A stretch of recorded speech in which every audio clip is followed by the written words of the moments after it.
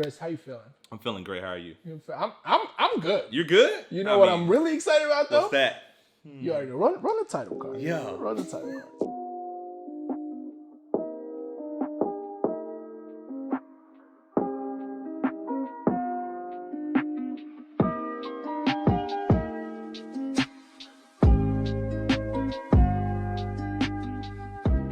I go by the name of Isma. I go by the name of Chris. Yo, another episode of The Creative Brief. For those of you that don't know what The Creative Brief is, this is a segment where we sit down with fellow creatives, hear their stories, gain insight to their expertise to potentially help you through your creative journey.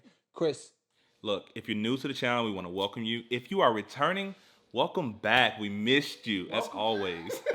Welcome back. Okay, special introduction to the one and only, our special guest here. Elsie, what is happening? What has happened? What's happening? How are you? I'm good. I'm in a good place right You're now. in a good place? Yeah, I'm good. Welcome to the show. Thank you. Yeah. It's so good to be here. Yes. Well, we've been kind of working the angle, trying to get you here for a while now, but you're like Nashville and other locations. New York and across the borders, like she's in international territory. So we finally got her on the show. Okay. For those that don't know you, give us a little bit of background on what you do. Okay. And like what's new? What's happening? That's like what do? I do everything. I feel like. So I am a singer-songwriter. I go by the name of Elsie, Elsie. I am also a baseball wife. I don't know if that's like a title. Like, I don't know if doctors' wives go around like, I'm a doctor's wife. But that's my life. So I'm a singer-songwriter, but I'm also, married to a professional athlete. So that's a lot of fun. Just for clarity, there's a stark difference being married to a professional athlete because baseball, what do they have, like 168 or 88 games? 1,000. Actually, it's 1,000 what? Wait, what? 162 games a year. So you are everywhere. No, I'm good. Yeah. That's a completely different lifestyle than most people realize because I could not find where you were stationed for the longest because it changes. Yeah. And that's just one aspect of it. Literally, I would say day to day, but it's more like minute to minute, hour to hour. So like just trying to get by as things are happening, right? Literally, you just got to take it, second by second. But yeah, that was a perfect description. You just everywhere. 162 days out of the year. Or like, what is it? 9 months from February to October. So yeah. Well, let's talk about that because there's two like differing things that you're a big part of. Mm-hmm. The wife of a professional athlete, which we can get into that, but I want to get into like the creative outlet that is Elsie, right? So as is the usual scenario in the show, Chris usually knows the people that we're interviewing like years before I meet them, but I first heard of you at a wedding that we were shooting. That's your sister's wedding. Yeah, her sister's wedding. She was doing a live performance of your original song, and I personally like fell in love. And then me and him have not stopped like singing that song, especially afterwards. But tell me a little bit, how did you find your creative avenue into country music of all like music genres? Honestly, it's just, and I tell people all the time, it's what God gives me. Like, I will get a song, or he'll give me a song, or like a tune, or some lyrics. And he's literally like, I'll be sitting at the piano and it's like, okay, this is how it should sound. And I have to like mimic that. The sound that he gives me, I mimic that. So it's not that I was like, well, I'm gonna be a country singer. But no, it was more like that's what God is, what he's given me. And he gives me other songs in different genres as well. But most of my songs have been country. And I am from South Mississippi. Right. Born and raised. Crooked letter. Right. That it talks about like, right. Crooked letter, I humpback. Yeah. That's a fact. So yeah, that definitely had some influence, I think, as well, just because of the culture and our way of life is just completely different. And so I write about my life, basically. You know, I write about things that I go through or things that I've experienced, and being a Southern girl is just me. That's me. So that definitely had an influence on the country genre. I like that. Yeah. As somebody who like we work closely with your music and we've listened to a lot of it over and over. Yeah. I love the message it speaks and kind of the things that you talk about in your song, because literally the specific things that you're talking about as a young South Mississippi boy, like I relate to that. And like it's these little experiences. So like I know you said you get the tune and the sound. Where do you draw like your inspiration from? Basically my life. But that's literally it. Like all of my songs have been something that I've experienced. Okay. It's nothing like let me pretend like I've been through this. It's not like that. Now recently I have tried to write songs from a different perspective, from other people's perspectives. There's this one song called Forgiveless that I have coming out soon. That shameless I wrote. Shameless plug, right? Forgiveless. I have that coming out soon, and that's the first song where I've written like outside of myself, but I can still kind of relate to it, but it's not focusing on me. Right. Yeah. So I'm always interested when people talk about finding their thing. Mm-hmm. Like we had other guests on there, and they're like, yeah, when I found it, I just went on it. For me, my journey wasn't that way. It wasn't like, oh, this is my calling. Let me go. Let me go buy a $3,000 camera. Let me just go ahead and do this now. You know, it was a lot of experimenting, and I say that openly. But what was it for you? What was the turning point where you were like, yep, this is me? Ooh. So I think I'm kind of like you, because I started writing and singing and at a young, I was like, 17 when I started, but I wasn't taking it serious. I didn't have the confidence in myself. But so are you asking like when I just decided that I think this is my purpose? Yeah. Like what was the turning point? Because a lot of us will, like, especially creatives, will experiment in a lot of different avenues because we just have that right brain on full throttle. Right. But then something happens where it just feels like it's connecting with you. So what was for you that point, whether it was 17 where you were like, yes, this is now something that I want to take more seriously? Okay. So since I was little, honestly, I've kind of felt like I was meant to be an entertainer. From, me just showing out in front of my family to, sharpening my skills in the church and playing the piano and singing in the choir, to starting to write my own songs, not having enough confidence though to share it with people just yet. I would share them occasionally.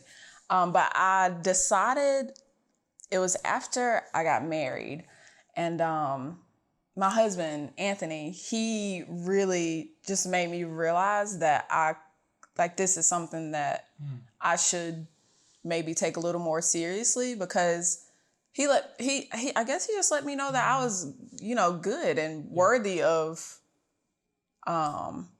just going into that lane. Like I was good enough, basically. So he just gave me, he let me know that I was good enough. Do you think that push was the reason for, like, when did you get married? 5 years ago in July. So you were Oh my God. Yeah, that's crazy. But before you were married, there was a good bit of time where you were experimenting. So what was it about? So we always talk about people in your circle being the kind of the voice of reason or the voice of motivation or inspiration. Mm-hmm. What did he say, or what happened between you two where you were like, okay, yeah, I trust that and I'm going to follow through on it? Shout out to Anthony, by the way. Yeah, shout out. If he's watching. Wherever you are, shout out. As he's like practicing day 142 in the field or whatever. This is hard. I'm trying to remember the question. I got thrown off. No, that's fine. So just repeat it. Yeah. Like, what about what he said kind of changed your mindset into pursuing it full time? Okay. He would just, I can't even explain it. It's just that it was just the encouragement, like, go for it. Like, you can do this. Like, you're good. Let me this is one thing he would do. When we got in front of people, he would be like, hey, babe, I'm going to show him your song. And I would be like, Anthony, no, do not show them my song. Because I was just so insecure about it. He was like, babe, it's good. I'm showing them, hey, guys, check this out. Like, he would do that to anybody. If he saw his GM, hey, let me show you my wife's song. You know, it could be on like a voice note recorder that I've sent him. And he's like showing it to everybody and just being like, look, you need to calm down. This is good. I'm showing people. Or like we would get somewhere with the piano and he would encourage me like, hey, go, you know, play that song you showed me the other day while I'm like melting in my seat because my songs are like my babies. Right. And oh, we know. If anyone knows that feeling of like being an artist, yeah. Yeah, and you don't want people talking about your kids or be like, oh wow, you suck.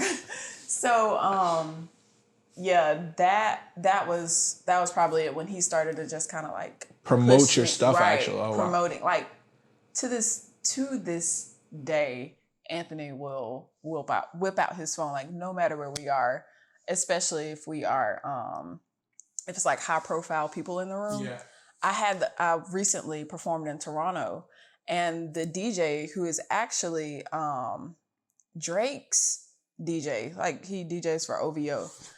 He was like, yeah, you don't know this, but I knew about you way before I met you.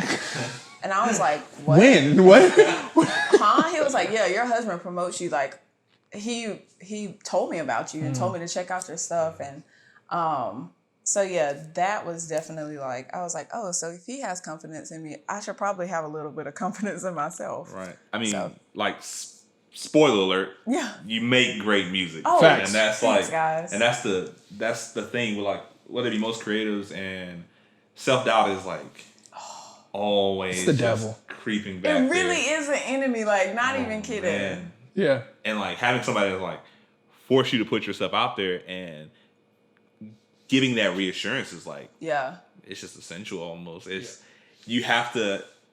It's like we said in the very first episode. Yeah. Like you have to put yourself out there. You Facts. have to like experiment and do what you have to. Well, with that then comes, I feel like our talks always go this direction, but I love it because this is my tea right here. But with that comes the challenges of, oh, I'm now doing it. yeah. So now that you're doing it and you're being promoted, what's been the most challenging for you? I know a little bit before the show you talked about kind of your journey and how you're in transition. You're like, it's that final hump that you're coming over. So what's that been like? What's been the most challenging and where are you at now? The most challenging thing for me probably has been to just focus on me, if that makes sense.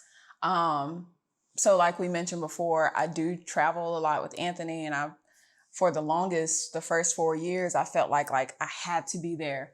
I have to be there to support. I have to be at every single game or he's not going to do good. Or I have to be there to be a wife. I have to be there to cook. I have to do this. And meanwhile, I was putting Elsie on the back burner. And it just finally came to a point, which is definitely the hardest part, just kind of realizing like, okay, my time is ticking. I want to have babies soon. Not right now, though. You could pull the Beyonce where you have babies and then like perform at Coachella. Yeah. Like but have twins and then Coachella. Even she like broke up with Jay for a minute to strictly focus on herself because she was building something. But I'm not Beyonce. So that has definitely been the hardest part. Just like saying, okay, baseball wife Bailey, you gotta, put this down right quick. Anthony's gonna be okay. And you need to focus on yourself. Why was that so hard?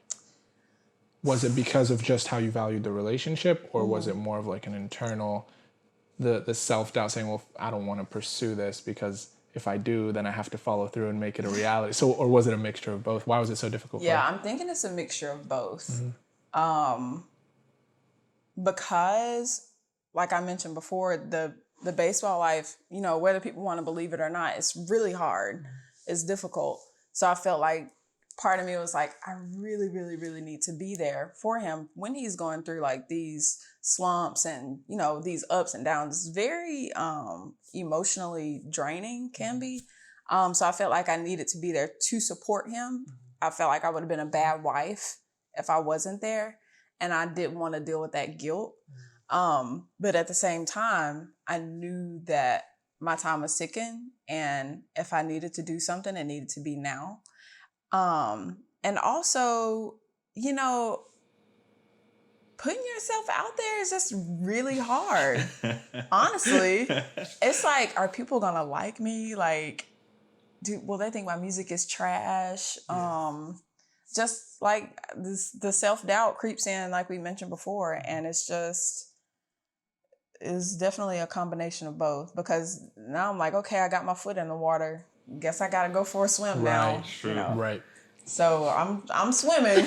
I don't, you know, I'm trying to be above it. Like, I haven't hit full stride yet, but you know, I'm right there. I'm right there. So yeah. So with that, what, like, you've overcome, now you're focusing on your individual journey, and there's clearly a lot of support from Anthony. Mm-hmm. What's in the works now? Because we've been following you for a while, and we've even realized that just out of nowhere, like, where's she going with this? I mean, you were like at CMT like 3 days ago, so I mean, like, she's so humble about like all the accomplishments. Like, that was from Toronto. Like, oh, it's fine. So what's new in the works now for you as an artist that people can be expecting from you? Okay, so now that I've decided to focus on myself, I have new music coming out that I'm so excited about. This new song that I have coming out is called River Avenue, and I wrote this like 5 years ago, 4 or 5 years ago, and it's a fan favorite, and so I'm really excited to share that. And then we have the collaboration going on. I don't know if y'all know about this, but Elsie, I don't know what you're talking about. Elsie and MOCs got together, and why am I talking in third person? Elsie's cool. So then it's our collaboration, and we got together and made a short film for River Avenue, and I'm really excited. I plan on just to continue releasing singles and videos, and basically just working on giving my fans something, because they've been waiting for so long. Yeah, that's real. Yeah, you have good support, and like, it's important to give back to the people that support you in any small way. Yeah, because, man, if you never put out new content, if you never put out new music, you know, it'll die off. Right. And like, you have to be consistent with that, and you have to put out something, some kind of visual, you know, even if it's like sitting on a couch, playing a guitar, playing a piano, singing straight into a mic, into a camera. Yeah. That is something more than doing nothing. Yeah. And it's always important to do more than nothing. You just taught me something, because I kind of beat myself up about not putting enough stuff out there, but now I know just doing a cover is enough. That's the thing. People think it has to be so grand and it has to be so big and so perfect. And it doesn't. Hit me. That's the thing. No problem. It can be like any small thing. You know, if people are supporting you and people following you, or they're a fan of your music, any small thing to do, because I'd rather get, 12 videos a year, a video a month from a person, sitting on a couch, and maybe one good video, than like having one grand video a year where I forget about you in 3 months. And like, now it's like, oh man, let me write that down. mid interview, right? Seriously. Well, it's definitely the consistency, right? I mean, you could be talented and never be consistent with your craft or be consistent with your content, and people never know about you.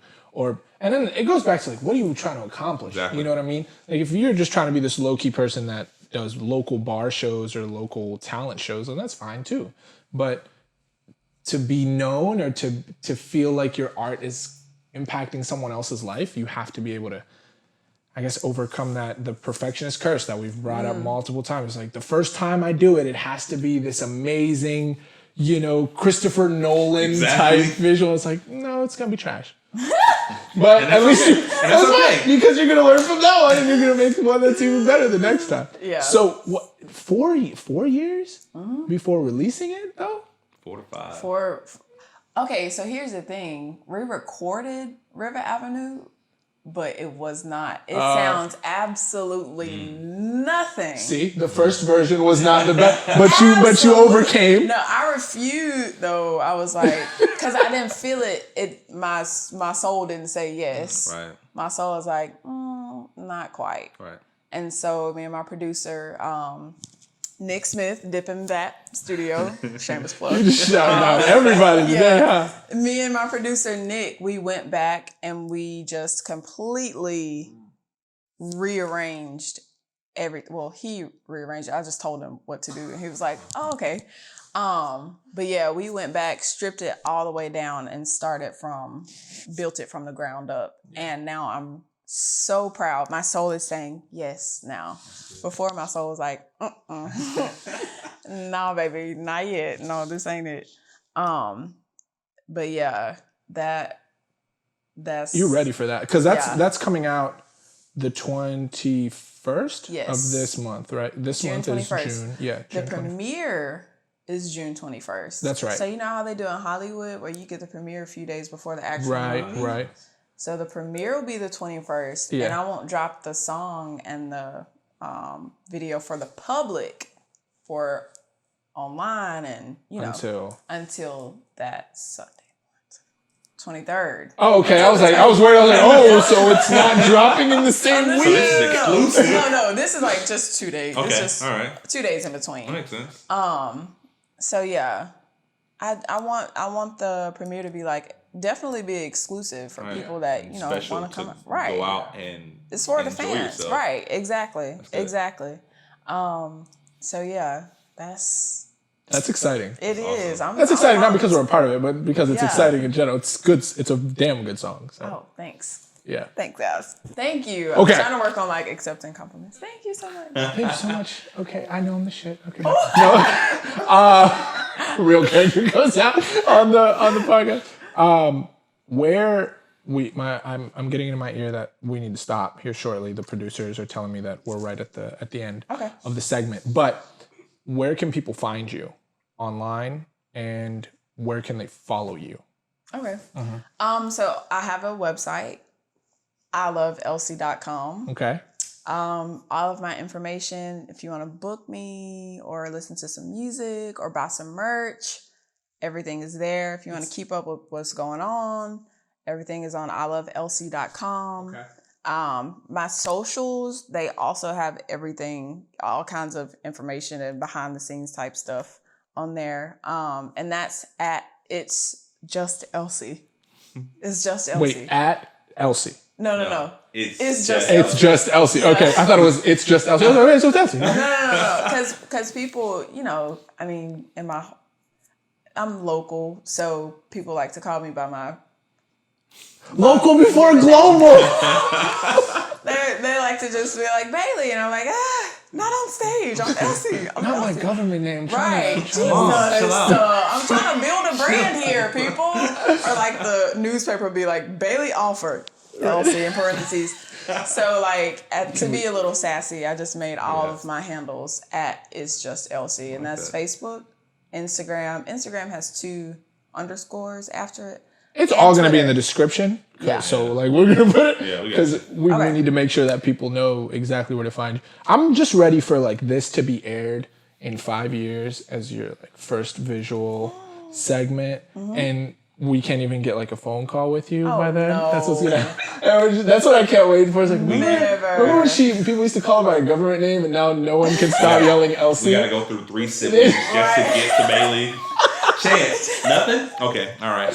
I gotta call her publicist, then her manager, then Anthony, then potentially get her, then her assistant, then Anthony, then potentially get her. I would never. I mean, maybe I will give somebody my phone because I thought you were about to say I would never. Maybe I'll have to go through those channels. Maybe, like, but oh Lord. yeah, y'all would have like instant access. That wouldn't be a problem. I'll keep that in. while y'all talking, I might not be able to get into it. I mean, we're shooting Denzel. Elsie, who? Don't know her. Hi, who is this? Yeah. So back at you. Yeah, right. Yeah, right. Okay, before we wrap up, is there anything you want to leave people with that's like on your heart, on your mind, on your soul? Heart, mind, and soul. All of it, or just one of the three, or two of the three. Okay, heart. This is on my heart, mind, and soul. Okay. All of them. Go for it. Do it. It's gonna be extremely scary, but once you take that first step, even if you don't know what you're doing, like me, just do something. I feel like it's this feeling that we all get to where we kind of know what we're supposed to be doing. Follow that, and it won't lead you wrong. So listen to God. He definitely won't lead you wrong. Obey him and just go for it. Life is, I know this is so cliche, but life is short AF, and we don't have time to just, global warming, y'all. Jesus. Do it before we all like a hard left on that one. Oh, man. Yeah, so, go for it. The world is... Couldn't agree with you more. Yeah. We're going to leave it at that, because that's a perfect ending statement. So... Go for it before 2050. Before the world disintegrates. 420 never world ending. Okay, so if you need to find Elsie, all her description is going to be below. iloveelsie.com. And then I'm not even going to list the socials because I can't even remember them because I'm going to mess it up. But it's going to be in the description. See, but that's like if I say vocally, it's just Elsie. Okay, so Elsie. I see. You see what I'm saying? Yeah. That's how my cuckoo brain thinks. But everything's going to be in the description, guys. We're thank you for tuning in and thank you for being here. No, thank you for having me. On Chris's comfy couch. I try. Y'all. It's the comfy couch creative brief. It's like the triple C brief. Comfy couch. Comfy couch. But if you haven't already, make sure to like this video. Make sure to subscribe to the channel. If you don't like the video, you can double tap the dislike button. It happens, but double tip. Just do that. Yeah, just do that. Click it twice and share it if you enjoyed it. And on the 21st of this month, there will be an event. So if you're local, if you're around here, we ain't gonna give the address on the visuals, but if you're around here, you know what we're talking about. You need to come to this event and see Elsie's River Avenue, a night on River Avenue. A night on River Avenue. Isn't that right? Yeah, that's the event. So the premiere is a night on River Avenue. In downtown Columbia. Perfect. Love it. Downtown Columbia. And we will see y'all in the next one. All right. Peace.